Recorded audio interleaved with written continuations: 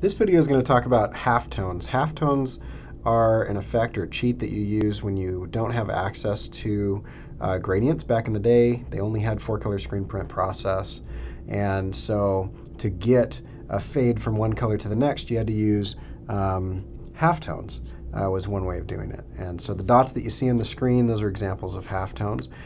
We are going to talk about how to use blending options to create halftones, how to create a pattern brush, how to use patterns, and how to do a color halftone effect on a gradient or gradient mesh map.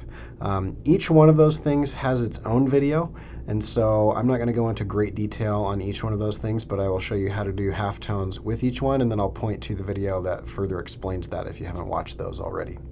All right, let's get started. Okay, real quick refresher on what the blending tool and the blending options actually do. If you take two things and you highlight them and you blend those things, then it transitions from one to the other. And you can do that with basically any shape. And you can go from a larger shape to a smaller shape if you'd like. Or you can go from, one type of shape to another type of shape and blend them. It'll kind of give you what's in the middle.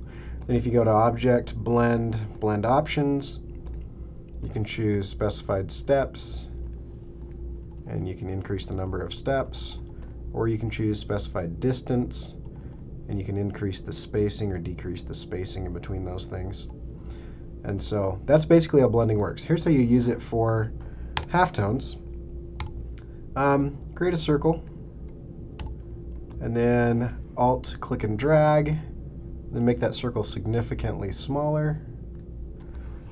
Select them both.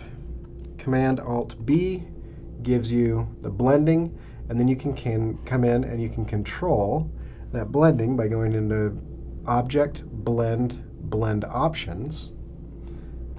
And like I said before, you have these colors, these differences, and you can increase or decrease the spacing that's in between them, which is one way of doing that. Or you can increase or decrease the number of steps, which will increase or decrease the steps in between. It doesn't count the end caps. And so for this one, let's do distance, and then you can choose this way or this way, which doesn't matter too much with circles. And now you've got a number of options. You can Alt drag, which makes you a copy. You can shift that over a little bit, and then you can kind of just play with that. That can become, you see how that's starting to do kind of a halftone situation there. You can grab one of these, hit R for rotate, Alt click somewhere. Let's do like 360 divided by 20 and hit copy. All right, then you can kind of get kind of a sprawled out version. If you zoom out, take one of these and spin it on an axis like this. Again, rotate, Alt click, and let's give ourselves a lot more. Let's go 360 divided by 55, and we'll click copy. Command D will repeat that.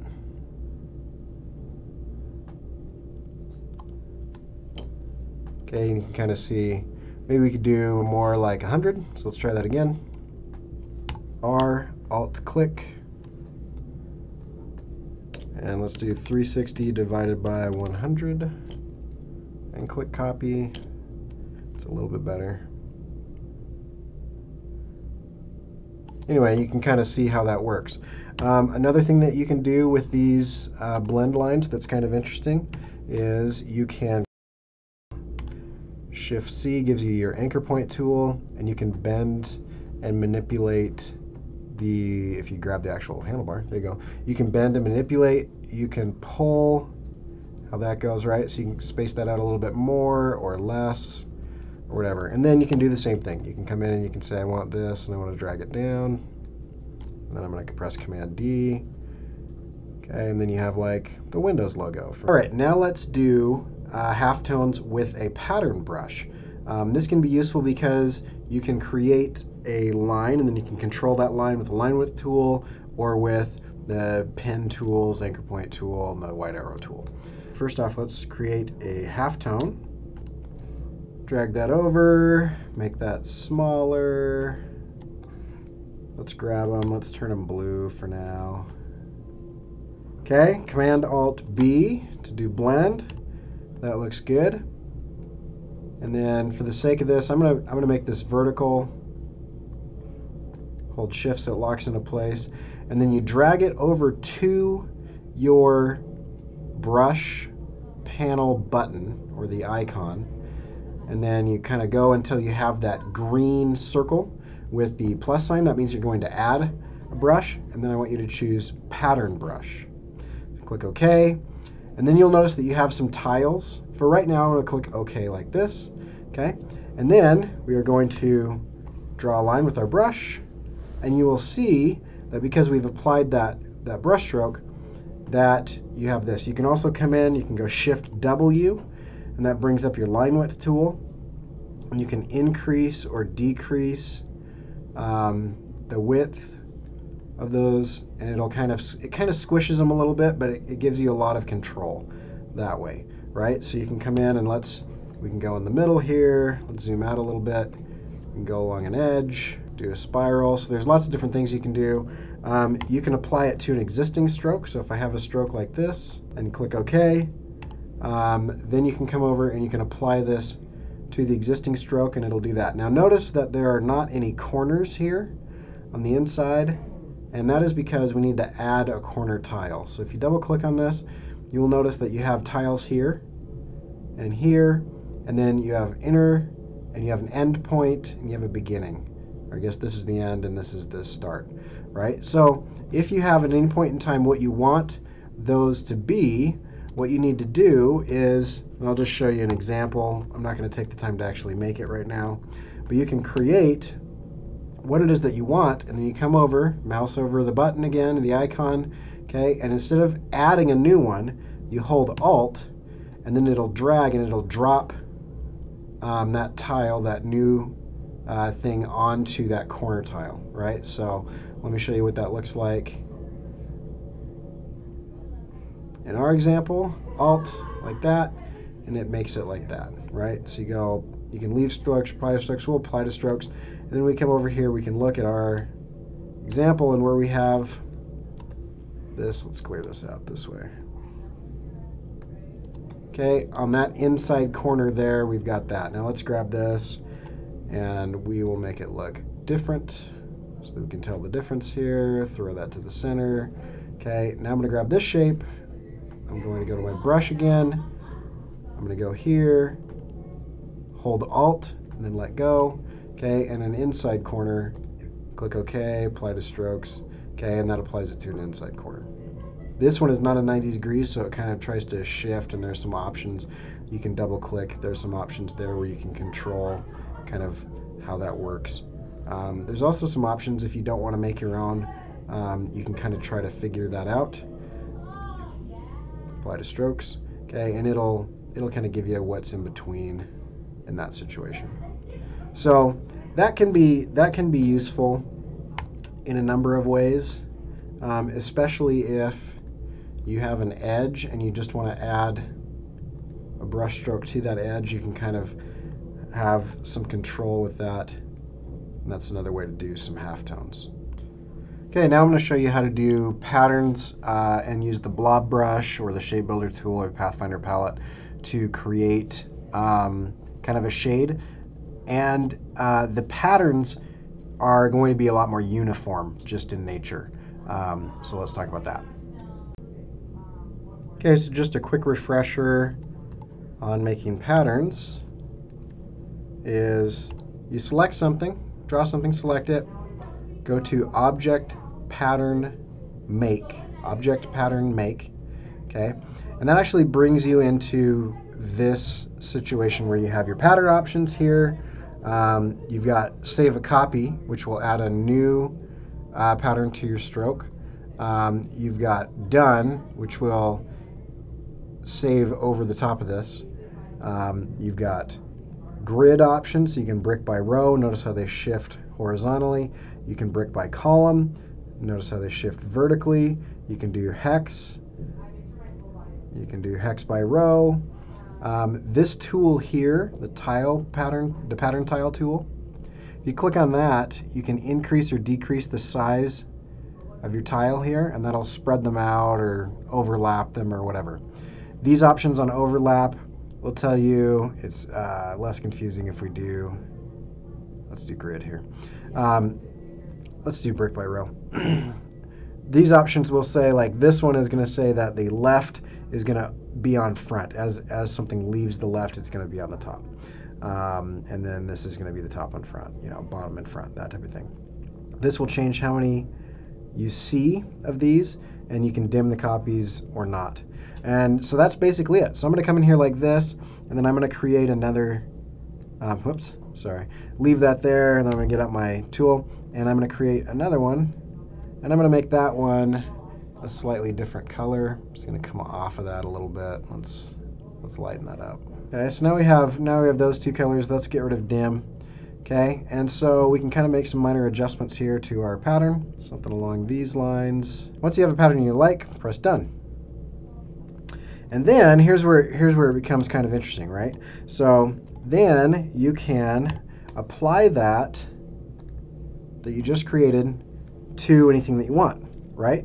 So if you have, say, a shape, and let's say that I have a shape like this, and that shape is white, right? But I want part of this to be, shaded. Then I can come in with my blob brush tool, double click. Let's just go larger. Let's have total roundness, so 100% round. Let's just put this at 0 and click OK. Now, wherever I paint, if I have that pattern in my fill, wherever I paint is going to fill it with that pattern, right? So let me show you how that would work. Just let me take a minute to get this set up. Okay, now I'm going to create a pattern. I want my circles to be about the same size as the stroke there. So I go to Object, Pattern, Make. That brings up my pattern tool. Then I'm just going to make a couple adjustments here to give myself a nice halftone situation that I can use in a fill later. So I'm going to use the Tile tool to space them out a little bit, and then I click Done. Now that actually adds the pattern to my swatch panel, so I can choose that swatch. And then when I pull up my blob brush tool, which is Shift B, then wherever I paint, when I have that as the fill, it fills in that halftone pattern that I created. So you can use this in a number of ways. You can use your blob brush tool, let's increase a little bit, and you can paint where you want to shade. Use your erase tool to Shift E to cut parts off. Or you can draw things with your rectangle tool, which is M. And as you draw those shapes, you can use those halftones. Now, if you want to adjust the size of those halftones, there's a couple different ways that you can do that. One is you can double click on the swatch, and that'll bring up that again, and you can change options here. You can zoom in, and you can make minor adjustments. I'm going to make this smaller, but I'm going to keep my tile size the same. That will shrink the dots, but keep the spacing. Okay, shrink the tile size a little bit, make it a little bit tighter. You can change the columns to grid. If I save a copy of that, it saves an additional swatch to what I had before, instead of saving over the top of that swatch, right? So now, if I apply, so I can grab these shapes and I apply that stroke that I just created, I apply that new pattern, you'll notice that there is a tighter, let me zoom in, there's a tighter copy on the right than there is on the left. Notice the pen versus the eraser. I can also come in and I can make some adjustments here. Let's go brick by row and click Done. And what that actually does is, because I didn't choose to save a copy, I just clicked Done, it updated anything that was filled with that swatch because I updated that swatch itself. So you can paint with the blob brush tool and with the eraser tool. You can cut out things, you can create shapes, you can use those shapes and fill things. You can use Pathfinder, you can create a shape like this. You can edit that pattern. I'm going to change it white here. We'll do save a copy, so I don't save over the top of the other one.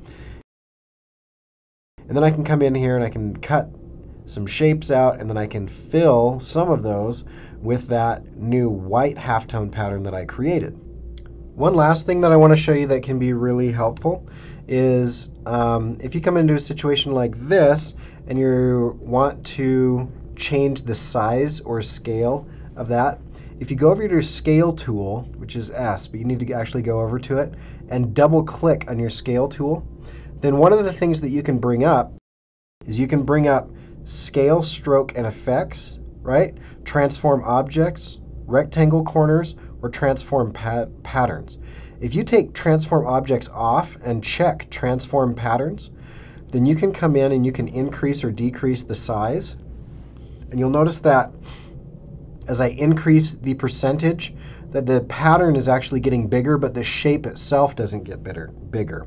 Or I can decrease that pattern significantly, okay, and you notice that it gets much, much smaller. So that's something that's helpful. And when you press OK, then it'll commit that to that particular object. Now for this next one, we're actually going to use a raster effect. And so we need to make sure that in your document settings that you have your raster effects, which is under advanced, set to 300 ppi so that it's big enough to do what we want it to do. And then basically you're going to create a gradient, create an object with a gradient, and go to Effect, Pixelate, Color Halftone. Effect, Pixelate, Color Halftone. And that brings this menu up. And for the purpose of this, just set all of the channels to 0 and press OK. This gives you some halftones, and you'll notice that these halftones react to the changing of the gradient. The gradient is still there in vector format, and the effect is placed on top of that vector format. So you'll notice as I change the color here, or the values, that the halftones adjust accordingly. As I change this one to black, we get kind of a bigger situation, smaller situation, bigger situation, to imply a halftone effect of those gradients. And you can see that if I switch to the gradient tool here, you can see that I can move those color stops and that the halftones will adjust accordingly. That's how you work with a linear gradient. You can also go to the appearance panel, as I'm showing here, double click on the halftone and change the max radius. I've changed it to 10 here. It will change the size of the dots. Notice that those are considerably smaller, or I can double click on that again and change it to 80, and it'll change it to much larger dots. So let's change that back down a little bit here. Let's change it to 30, and then you'll notice that we have some radius of 30. Okay? You can also change from linear to radial, and instead of doing a radial gradient or a linear gradient, you do a radial gradient. You notice that the effect applies in a similar way, except the gradient has changed. So wherever there is white, it shows no dots, and wherever there's gray, it shows a different size dot to represent the size of that gray. And you, again, can double click on the color halftones in the appearance panel and change the radius or the size of those dots, which I'm doing here a couple different times just to show you how to do that and how it affects everything. You can also change the shape of the radial gradient with the gradient tool. Notice here that I can make it an oval, turn it on its side, and that the color halftone effect, which is applied on top of the gradient, is in effect here. Now along those same lines, you can use the mesh tool, which creates a gradient mesh.